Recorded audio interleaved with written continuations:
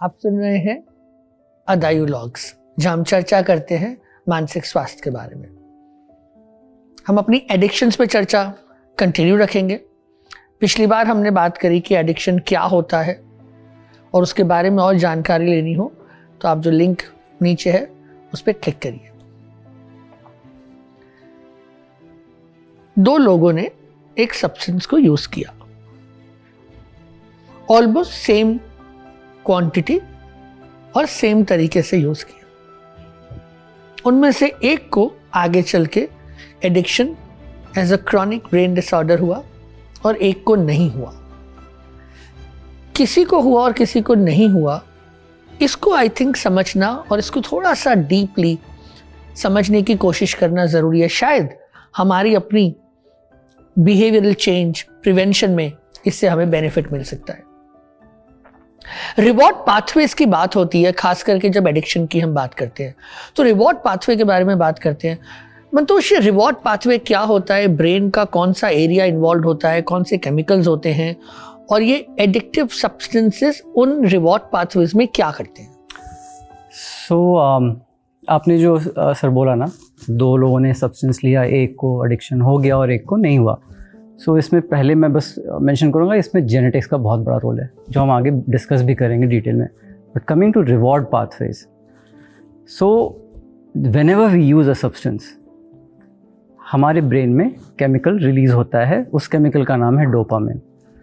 ये बनता कहाँ है? दिमाग में ही बन रहा है, ब्रेन में ही एक सेंटर पे बन रहा है और एक दूसरे सेंटर पे जाके एक बर्स्ट में रिलीज़ होता है।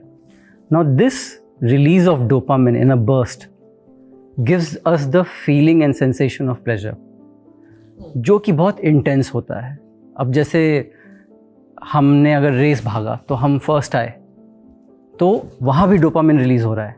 लेकिन अगर मैं सब्सटेंस लेता हूँ और उस समय जो डोपामिन रिलीज़ होता है वो शायद 10 गुना ज़्यादा हो या 100 गुना ज़्यादा हो, तो वो जो इंटेंस प्लेजर होता है हम उसको सीख करते हैं बार बार।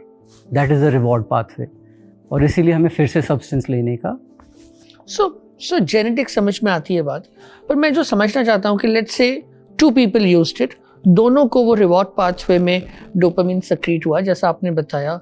What makes one more predisposed into having the disorder as compared to someone else? That is where वही जेनेटिक्स की बात कर रहा हूँ। वही जेनेटिक्स जिसकी फैमिली हिस्ट्री हो सब्सटेंस यूज़ की, उनका compared to a person who did not have any family history, the release of dopamine will be much higher, which and leads besides, to और जेनेटिक्स के सिवाय और भी कोई फैक्टर्स हैं? जेनेटिक्स के अलावा कुछ ऐसे फैक्टर्स हैं जो कि साइकोसोशल एस्पेक्ट्स को कहते हैं। एज ऑफ यूज़, आपकी एज क्या थी जब आपने पहली बार सब्सटेंस लिया, और जितना अर्लियर होगा उतना ज़्यादा होगा, जितना यंग, which basically means कि अगर हम स्कूलों में सब्सटेंस अब्यूज़ के लिए अवेयरनेस करें, बच्चों को स्किल सेट दें और एडिक्शन के बारे में जानकारी दें, और हम मीडिया में सही तरह की इन्फॉर्मेशन करें और पूरी कोशिश करें कि स्कूल में नो सब्सटेंस जोन बना दें, तो जैसा भी मंतोष ने बताया कि लेटर ऑनसेट में सिवियरिटी कम है, अर्लियर ऑनसेट में एडिक्शन का चांस ज़्यादा है। तो इस बारे में सोचना बहुत ज़रूरी है, पेरेंट्स को भी और जो स्कूल सिस्टम्स, हमारी पॉलिसी मेकर्स, एजुकेशनिस्ट हैं उनको। कमना, एक एस्पेक्ट तो बायोलॉजिकल था कि बायोलॉजिकली हमने रिवॉर्ड पाथवे की बात करी, but what about the psychological aspect? Same सवाल मैं वहाँ पे भी पूछ सकता हूँ। जैसे क्या साइकोलॉजिकल साइकोसोशल फैक्टर्स हैं जो if I am more expose to them तो मुझे एडिक्टिव इलनेस होने के चांस ज़्यादा हो जाएंगे? सबसे पहली चीज़ जो आती है कि आपको कितना एक्सेस है सब्सटेंस का। आप कई बार सुनते हैं कि यंग लोग कहते हैं कि एक बार ट्राई करके देखना चाहिए। वो जो नीड है एक्सपेरिमेंट करने की, उसको अगर आप सेटिस्फाई करने की कोशिश कर रहे हैं एंड आपके आसपास जो लोग हैं वो आपको इनकरेज कर रहे हैं। अगर हम यंग लोगों की बात कर रहे हैं तो आपका जो पीयर ग्रुप है जो आपको कई बार इन्फ्लुएंस कर सकता है, क्योंकि किसी ने सुना या किसी ने ट्राई किया या किसी ने कहीं पे देखा। वो चीज़ एक एक्टिव एस्पेक्ट होता है जो सब्सटेंस यूज को ट्रिगर कर सकता है, जो इवेंचुअली एडिक्शन में बदल सकता है। बिल्कुल, मुझे फ्रैंकली ऐसा लगता है कि जब हम पीयर ग्रुप की बात करते हैं तो देखें, इंक्विजिटिवनेस हमारी डेवलपमेंट ग्रोथ का, खास करके यंग पीपल का एक हिस्सा है, लेकिन इंक्विजिटिव होना और रिस्क बिहेवियर होने में थोड़ा अंतर है, और हम अपने रिस्क बिहेवियर को किस तरह से मैनेज करें, कंट्रोल करें, जिससे हमें नुकसान ना हो, ये समझना बहुत ज़रूरी है। और जैसा कामना बता रही थी कि पीयर इन्फ्लुएंस, पीयर ग्रुप का बड़ा रोल है, तो मैं तो हमेशा से ऐसा मानता हूँ कि जो दोस्त आपको ये ना बोले कि सब्सटेंस छोड़ें, वो तो प्रॉब्लम है। जो दोस्त आपको एक सब्सटेंस पकड़ाएं और बोले कि एक बार ट्राई करो, तो वो भी प्रॉब्लम है। थोड़ा चूज फ्रेंड्स विथ केयर, जो हमारे अच्छे बिहेवियर्स, पॉजिटिव बिहेवियर में आप हमारा सपोर्ट करते हैं, वो तो दोस्त हैं। जो हमें ऐसा सब्सटेंस दे रहे हैं जो आगे चल के हमें नुकसान देने वाला है, दोस्त तो नहीं है वो। साथ में इसमें लर्निंग का भी रोल होता है कि किस तरह से क्या आपने ऑब्जर्व किया, एंड वो जो ऑब्जर्वेशंस हो रही हैं आपके इमीडिएट एनवायरनमेंट में होती हैं। कई चीज़ें आप ऑब्जर्व करते हैं मीडिया पे, एंड आपके माइंड में एक इम्प्रिंट रह जाता है कि ये एक्सेप्टेबल है। विच इज़ वाई जो एडवर्टिजमेंट्स, एंटरटेनमेंट इंडस्ट्री, पैकेट्स पे जो धीरे धीरे गाइडलाइंस आती गई, जो आज से कई साल पहले नहीं थे और आने में इतना टाइम लगाया, वो इसीलिए था क्योंकि कई बार जब आप देखते हैं मीडिया में, आपको लगता है स्टाइलिश है, आपको लगता है ये तो बड़ा कूल है, ये तो सब सही है, पर आपको ये नहीं पता कि अंदर बॉडी के अंदर कितनी जाके प्रॉब्लम्स क्रिएट हो रही हैं। जी, and coping mechanisms at a young age उतने अच्छे डेवलप नहीं होते हैं फॉर यंगर पीपल। एंड जब आप किसी स्ट्रेसफुल सिचुएशन में होते हैं, डिस्ट्रेस बहुत ज़्यादा होता है, कुछ डिफ़िकल्ट एक्सपीरियंसेस आ रहे हैं, ट्रॉमेटिक एक्सपीरियंसेस आ रहे हैं, अर्ली चाइल्डहुड नेगेटिव एक्सपीरियंसेस हैं, आप उस फॉल्टी कोपिंग मैकेनिज्म पे जा सकते हैं क्योंकि आपको लगता है कि ये सब्सटेंस लेके हो सकता है मुझे एक नम्बनेस एक्सपीरियंस हो, मेरा माइंड शायद स्विच ऑफ हो जाएगा, मुझे वो जो प्रॉब्लम है शायद दिखेगी नहीं, समझ नहीं आएगी, कुछ समय के लिए तो एटलीस्ट मेरा दिमाग जो इससे डिस्कनेक्ट हो जाएगा। तो उससे भी कहीं पे एक वो लर्निंग रहती है कि मुझे ये इसी रास्ते पे चलते रहना है, बजाय कि मैं कोई और सोल्यूशन ढूंढूं या किसी और से बात करके अपने लिए कोई तरीका निकालूं उधर से निकलने के लिए। और emotional support, positive support, family का role, family harmony, family dynamics, एक कंड्यूसिव एनवायरनमेंट, एक साइकोलॉजिकली सेफ एनवायरनमेंट, और जहाँ पे अगर आपने कोई गलती भी करी है तो कैसे आपकी हेल्प हो, आपकी स्कूल की एनवायरनमेंट, आई थिंक ये सारी चीज़ों का बहुत रोल है। पर मुझे ये ज़रूर लगता है कि मीडिया को भी अपनी जिम्मेदारी निभाने की ज़रूरत है। इतने रोल मॉडल्स हैं हमारे आसपास, वो जितनी ज़्यादा बात करें सब्सटेंसेस के खिलाफ, के अगेंस्ट बच्चों के, वो खास करके युवाओं के लिए, तो उससे भी बहुत फ़र्क पड़ सकता है आने वाली पीढ़ियों पे। जैसे कि ये जो यंगर एडिक्टिव बिहेवियर हो रहा है, जहाँ पे हमारे पास मतलब आज से 30 साल पहले जब मैंने साइकियाट्री में काम शुरू किया था, और मैं आज का, जब मैं तब तो स्टूडेंट था और आज का देखता हूँ, तो मुझे इंक्रीजिंगली ये लग रहा है कि एज दो जो लोग हेल्प के लिए आ रहे हैं उनकी उम्र थोड़ी कम ही होती जा रही है, और multiple substance abuse, heavier substance use, उसकी उम्र थोड़ी कम होती जा रही है। और वो आई थिंक हम सबको उसके बारे में बहुत चिंता होनी चाहिए कि ये क्यों हो रहा है हमारे साथ। तो 2-3 सवाल इसके मुझे लगते हैं कि लोग ये आके पूछते हैं कि पता कैसे चलेगा, कोई डायग्नोस्टिक टेस्ट तो होते नहीं हैं, सो उसके बारे में फिर भी कैसे पता चल सकता है। और दूसरी बात जो I want to know is, कई बार लोग कहते हैं कि कोल्ड टर्की कर दो सब ठीक हो जाएगा, और हम तो ऐसा देखते हैं कि detoxification is a process, it's a phase, कि ये नहीं है कि सडनली आपने स्टॉप कर दिया, आप एक सब्स्टिट्यूशन करते हैं, आप एक अप्रोच करते हैं। सो ऑल्सो दवाइयों का भी रोल है, कुछ सब्सटेंसेस में वो क्रेविंग, एंटी क्रेविंग करती हैं, कुछ सब्सटेंसेस में दैट सब्स्टिट्यूट्स, कहीं पे वो जो विड्रॉल वाले सिम्टम्स हैं उनको कम लाने में हेल्प करती है। So in all of this, how does this put together, अगर आप हमें बताओ दैट आपने अपनी प्रैक्टिस में जो जिस तरह से आप अप्रोच लाते हैं using medical treatment for addictions. सबसे पहले तो एक बहुत डिटेल्ड इवैल्यूएशन बहुत ज़रूरी है। हम जिस मरीज़ को देख रहे हैं उसकी इनटेक कितनी है, कितने सालों से है, कितने क्वांटिटी में है, बहुत ही डिटेल में ये जानकारी हमें पता चलनी चाहिए।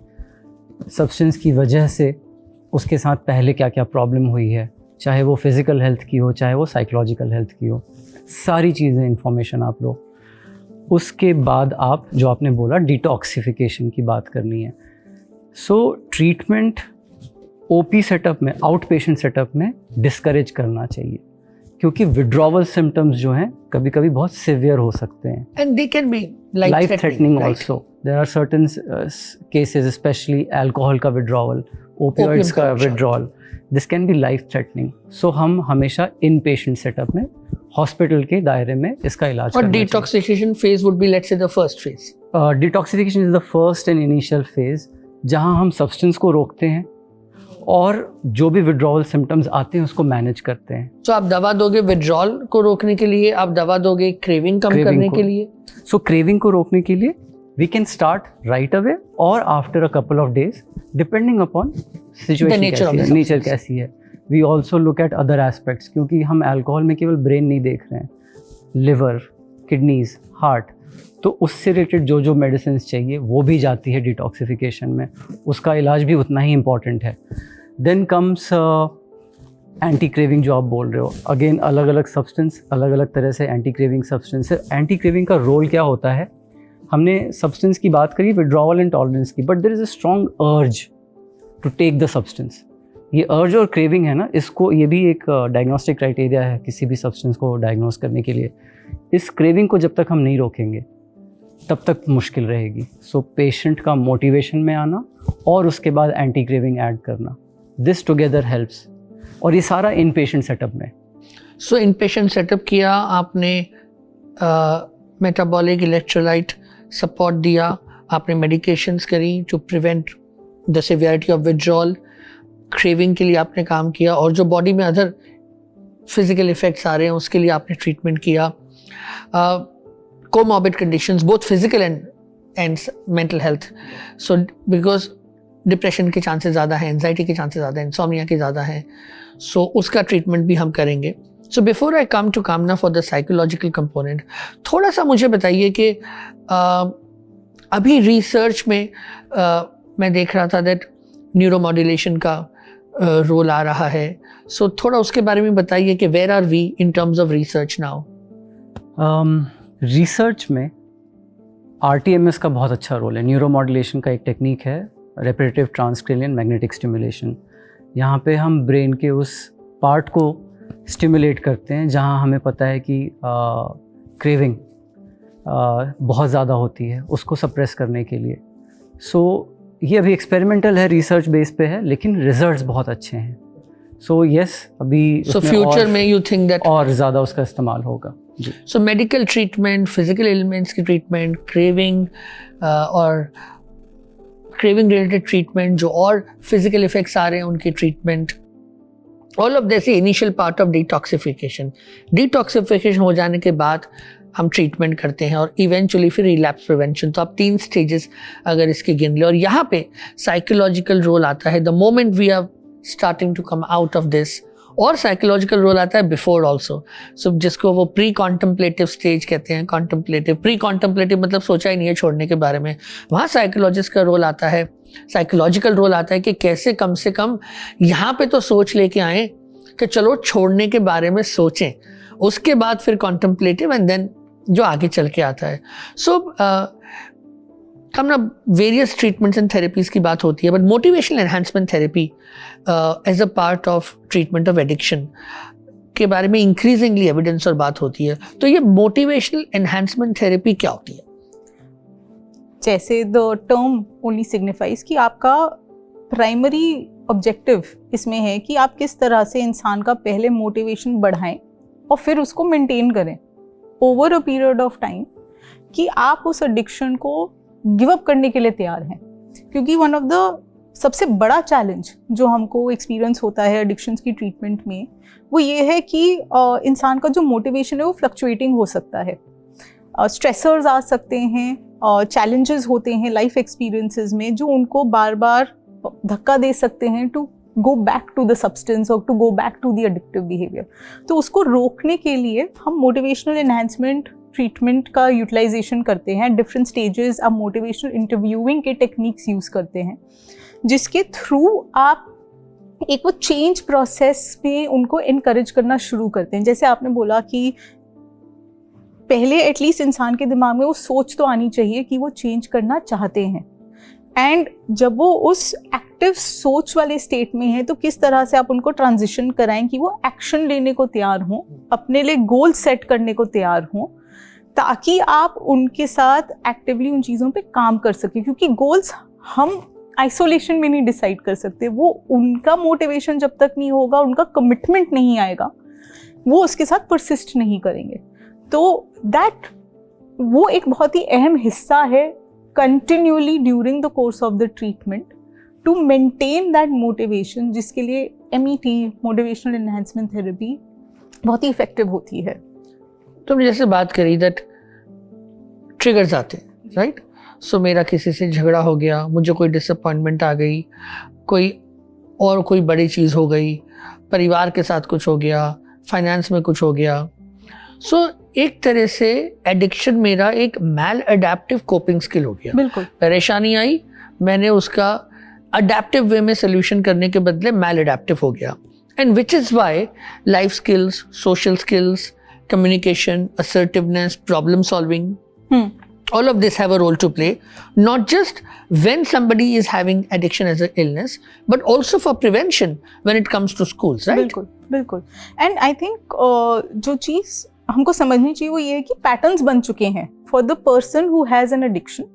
उन पैटर्न्स को ब्रेक करने के लिए और उनके अवॉइडेंस मैकेनिज्म्स को तोड़ने के लिए हमको उनके थॉट प्रोसेसेस पे काम करना पड़ता है, हमको उनके स्किल सेट्स पे काम करना पड़ता है, ताकि उनका एक बिलीफ सिस्टम बने कि वो चीज़ों को टैकल कर सकते हैं।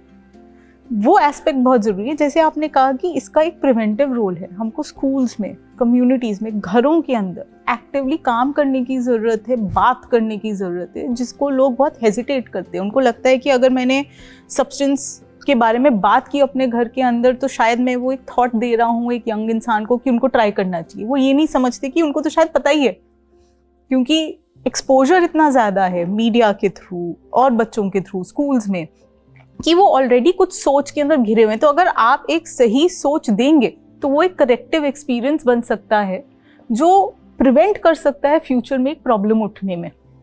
सो बिसाइड्स जो हमने प्रिवेंशन की बात करी, मोटिवेशन एनहांसमेंट की बात करी, cognitive behavioural therapy, mindfulness therapy, biofeedback का भी रोल है, right? That how do you deal with the emotional reactions you are having when you are going through a stress, and rather than going to take a substance आपने how do you manage that? So biofeedback का भी role है, काफ़ी ज़्यादा role है, क्योंकि जब distress बनता है तो वो हमारे शरीर में काफ़ी चेंजेस लाता है। किस तरह से आपकी ब्रेन फंक्शन कर रही है, किस तरह से आपका स्किन में रिस्पॉन्स हो रहा है, आपके हार्ट रेट क्या हो रहा है। तो बायोफीडबैक में हम ट्रेनिंग करते हैं कि आप अपनी बॉडी का जो फिजियोलॉजिकल रिस्पॉन्स है उसको कैसे मैनेज करें टू दैट स्ट्रेसर। सो हम उसमें डिफरेंट तरीक़ों से आपको हेल्प करते हैं अपने बॉडी को जो ऑटोमेटिक वे ऑफ रिस्पॉन्डिंग उसको चेंज करने में। Automatic way currently is to panic और टू गेट एंग्शियस। हम उसको चाहते हैं कि वो काम स्टेट रहे जिसमें आप एक्टिवली सोच सकें कि आपको क्या लेना है, क्या प्रॉब्लम सॉल्विंग अप्रोच यूज़ करनी है, किस तरह की कोपिंग इम्प्लीमेंट करनी है। And for the treatment of addiction हमने इंडिविजुअल थेरेपी की बात करी, फैमिली थेरेपी का रोल है, ग्रुप थेरेपी का भी बहुत रोल है। In fact anonymous groups, the 12 step programs, इसका भी रोल है। हमने बात करी बायोफीडबैक की, हमने बात करी न्यूरोमॉड्यूलेशन की, मेडिकल ट्रीटमेंट की, थेरेपीज़ की।